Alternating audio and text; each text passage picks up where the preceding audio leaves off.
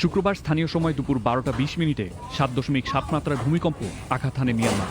ভূমিকম্প এতটাই শক্তিশালী ছিল যে শত শত মাইল দূরে চীন ও থাইল্যান্ড থেকে কম্পন অনুভূত হয়। সামাজিক যোগাযোগ মাধ্যমে ছড়িয়ে পড়া ভিডিওতে দেখা যায় থাইল্যান্ডের ব্যাংককের একটি ভবনের ছাদের সুইমিং পুল থেকে পানি বেরিয়ে নিচের দিকে ছিটকে পড়ছে। এই ভূমিকম্পে ব্যাংককে নির্মাণাধীন 30 তলা একটি বিল্ডিং ধসে পড়েছে। উদ্ধারকারীরা সেখানে অনুসন্ধান শুরু করেছে বলে জানিয়েছে থাই কর্তৃপক্ষ। এই ঘটনায় তাৎক্ষণিকভাবে নিখোঁজ শ্রমিকের সংখ্যা অন্তত 70 জন বলে জানা গেছে। ধসের সময় সেখানে প্রায় 320 জন কর্মী ছিলেন। ওই ভবনের নিচে পড়ে মৃত্যুর সংখ্যা অস্পষ্ট।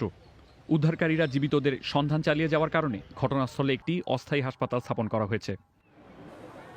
থাইল্যান্ডের রাজধানী ব্যাংককের বিভিন্ন ভবন থেকে লোকজনদেরকে বের হয়ে রাস্তায় জড়ো হতে দেখা গেছে। ব্যাংকক থেকে বিবিসি সংবাদদাতা জানিয়েছেন, ভূমিকম্পের কারণে ভবনগুলো দুলতে শুরু করে। কয়েকটি ভবনের জানলা ভেঙে পড়তে দেখা গেছে।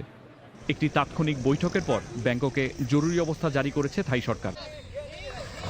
ভূমিকম্পের কেন্দ্রস্থল ছিল মিয়ানমারের উত্তর পশ্চিমের শহর সাগাইং থেকে 16 কিলোমিটার দূরে। এলাকাটি রাজধানী নেপিডো থেকে প্রায় 100 কিলোমিটার উত্তরে। ভূমিকম্পের কেন্দ্রস্থলের কাছের শহর মান্দালায়ের বিমানবন্দরে ধারণ করা এক ভিডিওতে দেখা যাচ্ছে কম্পনে আতঙ্কিত লোকজন মাটিতে শুয়ে পড়ছে। এ সময় অনেককে দৌড়াতে বারণ করার কথা চিৎকার করে বলতে শোনা যাচ্ছিল। শক্তিশালী ভূমিকম্পটি আঘাত হানার পর মিয়ানমারের 6টি অঞ্চলে জরুরি অবস্থা জারি করেছে দেশটির সামরিক জান্তা সরকার। সাগাইং, মান্দালায়, ম্যাগওয়ে, পাগো, ইস্ট্রাশন রাজ্য এবং নেপিডো অঞ্চলে জরুরি অবস্থা ঘোষণা করা হয়েছে বলে স্থানীয় গণমাধ্যমের প্রতিবেদনে বলা হয়েছে।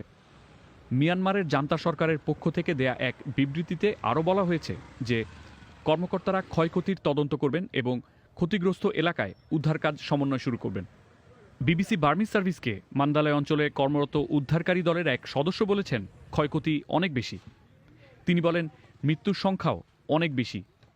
আমরা এখন শুধু এটুকুই বলতে পারি, কারণ উদ্ধার অভিযান চলছে।